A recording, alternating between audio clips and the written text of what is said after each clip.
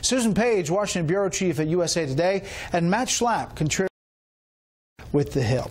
Matt, clearly it's a different sounding President Trump than candidate Trump when it comes to the UN.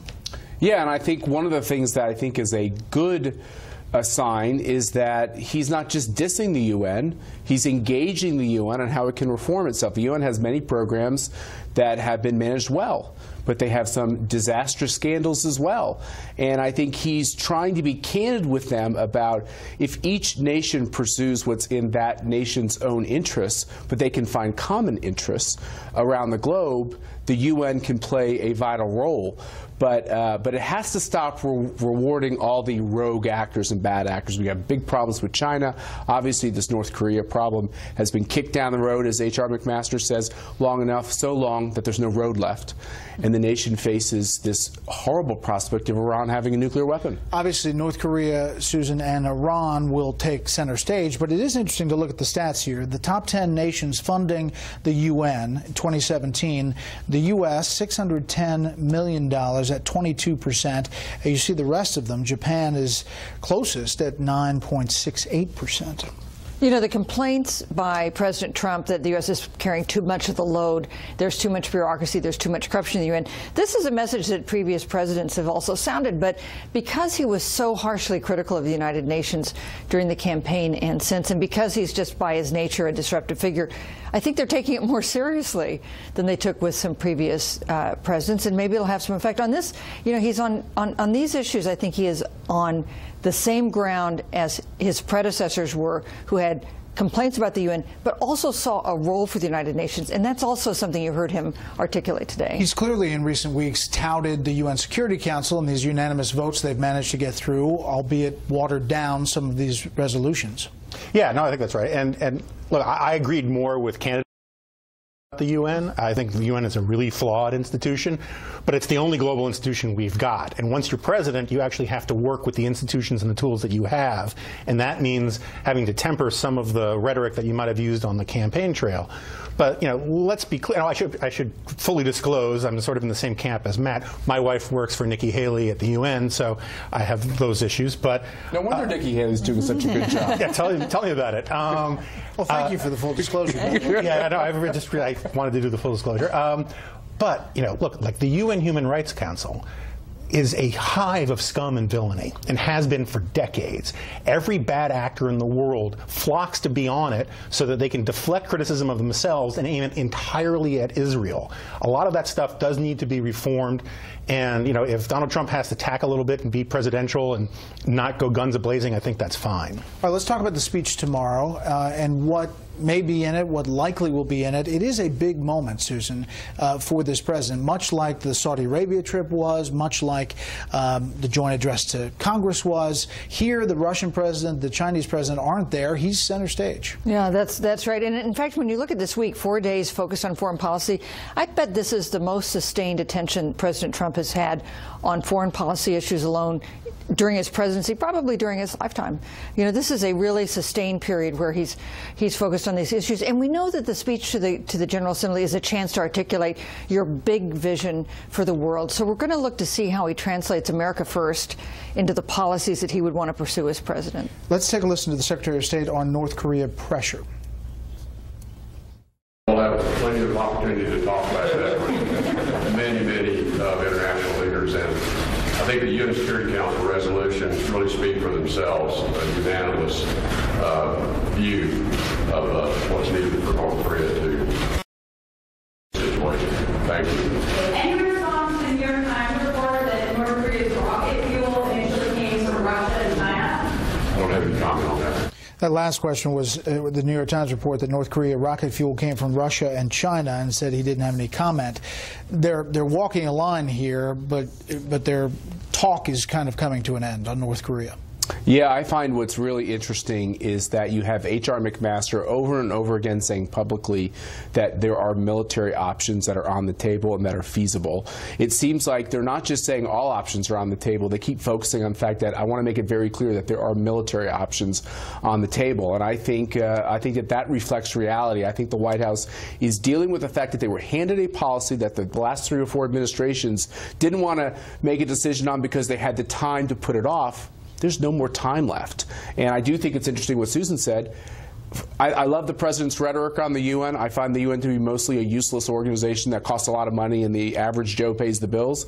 But if any president actually could take advantage of things like UNGA, it's President Trump and his team, because there are so many big problems around the globe. He's often talked about redoing the UN, including the marble. I wonder what's the over-under on the marble making it into the speech tomorrow.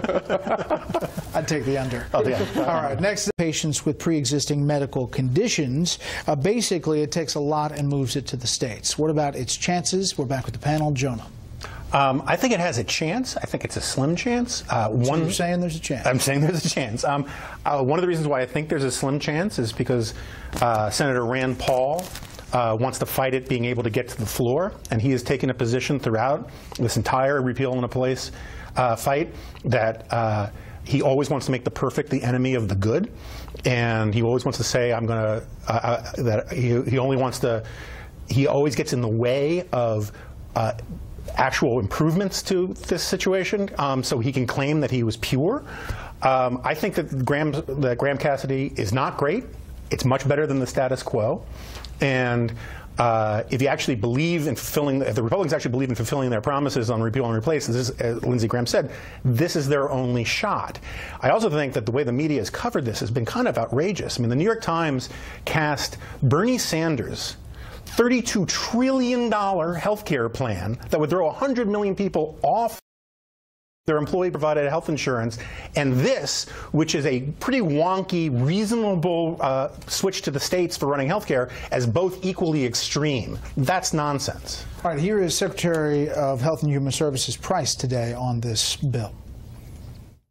What I think Senator Graham and Senator Cassidy have done and put on the table and in really positive form a proposal that would allow states greater flexibility and more resources to be able to care for that population. And so it's something that I think would be ought to be strongly supported and would do a make a remarkable improvement in the individual small group market.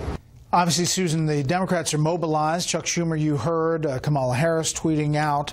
But interestingly tonight, the Arizona governor came out in support of this, and that is a big factor in John McCain's vote. That's right. John McCain had said previously he wanted to hear what the governor thought. That would be a factor for him to consider. Now, after the governor said he supported this bill, John McCain said he still had questions. He wanted the regular order, so he didn't jump on board right away. And you also had Governor Sununu, another Republican governor, the governor of New Hampshire, coming out against the bill. So Republican governors are split. I think the safe bet is always for inaction, but I do think it's possible that this passes because it is the last shot. If you don't do this, Republicans are not going to repeal the Affordable Care Act. If you do this, you kind of divide it into 50 battles in 50 state capitals. For a lot of Republicans, that may sound like a deal they would take. You know, Lindsey Graham always makes the sell, but his sell now with the story about Bernie Sanders' single payer is, you don't do this, this is where we're heading. The camel's nose is already under the tent. Yeah, the great thing about the Bernie Sanders bill is there's finally honesty on the left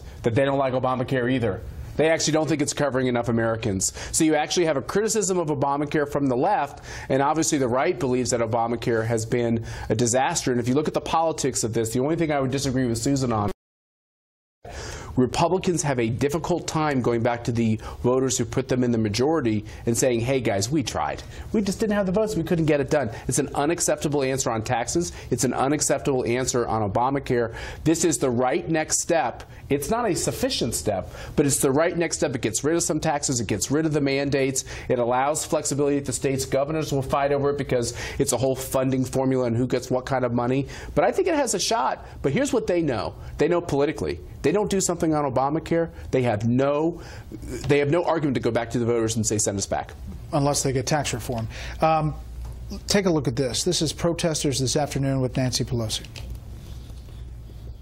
All right, that's enough. That's enough. We have listened. We have listened. We have listened very eagerly to what you had to say. Do you? You did. To what? To what? To what?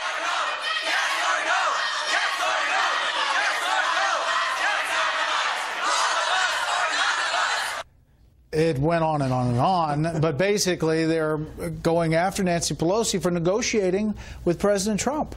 Yeah, so it's a reminder that some divisions in the Democratic Party that are still to erupt. I mean, congressional Democrats think they've done this brilliant thing where they're going to get some stuff they want, like maybe legislate some protection for the Dreamers, put congressional Republicans in a terrible spot. But it has created some problems with the left wing of the Democratic Party who do not want to make deals with Donald Trump, do not want to make Donald Trump look like a successful president. And we saw what happened to Dianne Feinstein when she said maybe he could be okay. Right. So lots of people criticized Donald Trump for unnecessarily antagonizing Democrats with the inaugural in his first 6 months in office.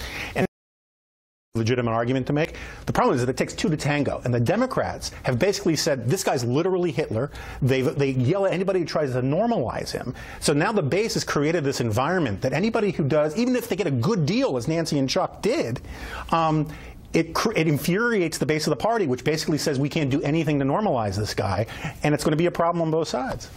Not a done deal yet, but it's a deal in the making, is what we're told. Panel, thank you very much.